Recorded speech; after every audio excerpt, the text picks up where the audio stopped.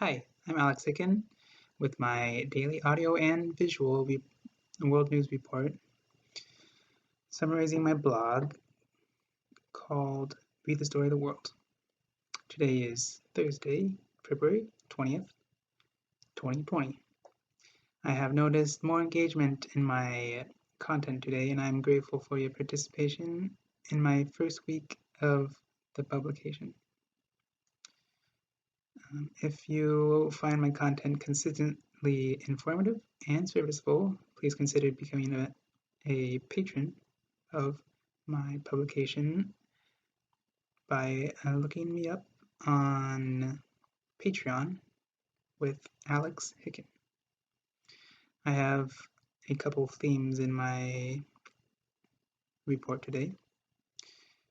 The first is that warring countries seek to take advantage of the condition of their country by blocking the United Nations humanitarian aid.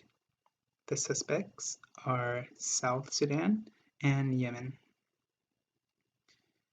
The Houthi rebels in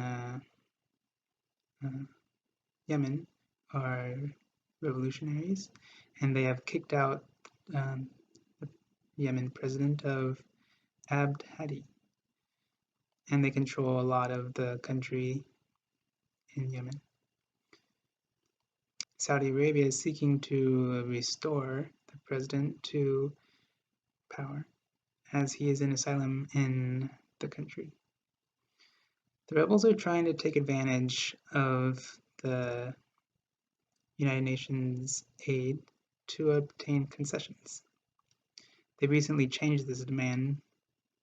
For months, they're demanding 2% of the billions of humanitarian funds.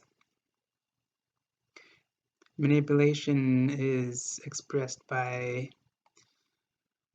implementing policies over the regions that they control on the UN before they enter, requiring compliance.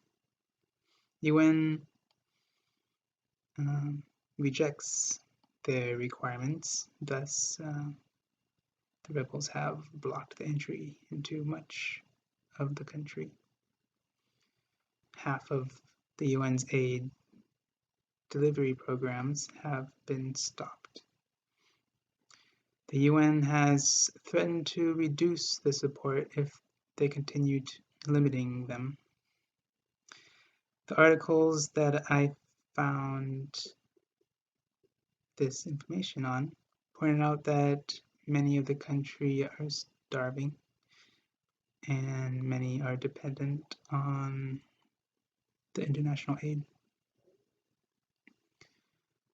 South Sudan used limiting UN aid to the country to take advantage as well.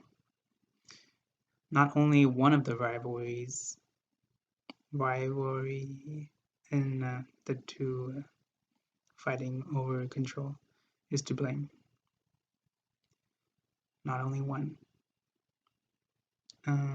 The UN accuses the country's leaders of deliberately starving their citizens to gain strength in their efforts.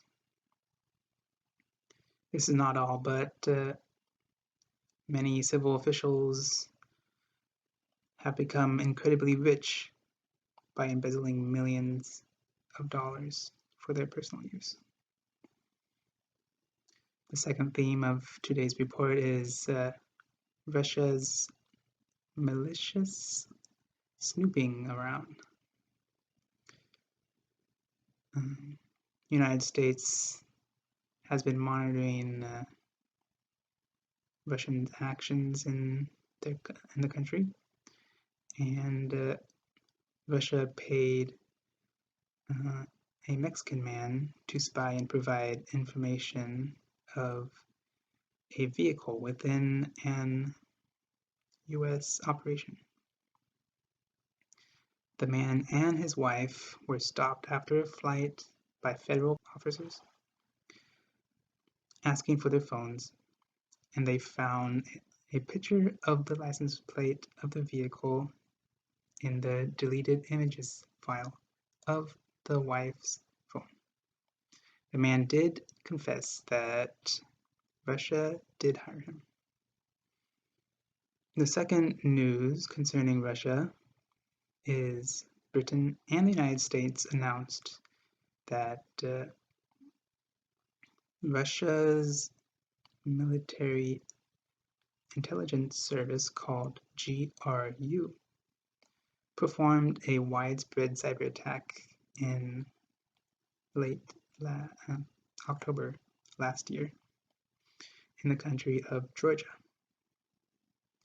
taking down several government and corporate websites, including the president's, as well as a couple of TV stations. Georgia was targeted because they were a former Soviet nation. Russia was trying to cause anxiety among the general public. The coronavirus count is up to 2,118, as 2 of the infected from the Diamond Princess cruise liner have died. South Korea is experiencing a super spreader event, as I reported in Singapore yesterday, in the church. The church in South Korea is called Shincheonji, Church of Jesus. The number of infected in South Korea from this cluster is 31. The rebels are not done fighting for Idlib in northwestern Syria. 2 Turkish soldiers were killed during an offensive operation that they were trying to carry out. However, the government's army withstood the attack. It became very apparent in my articles that I read today that the dead Turkish soldiers were attacked by the Russian Air Force. That the support from these countries were not merely supplies. Turkish people were a victim of racism, as they were deliberately targeted in a mass shooting in a German town of Hanau,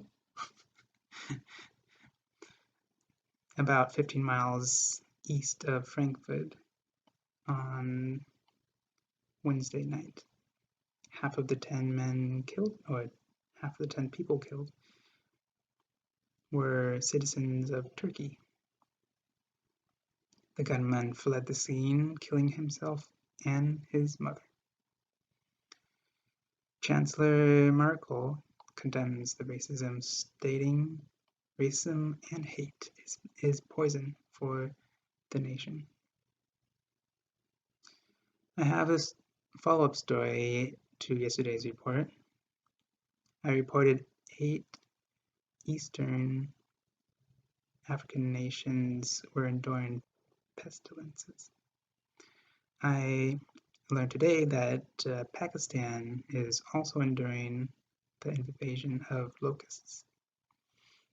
When I found an article stating that India is purchasing more drones to monitor and control the locust infestation after successfully defending their country last year. This is my report today. Thank you for listening. The citations and more information is on my official Read the Story of the World post of the day. And it is in the show notes.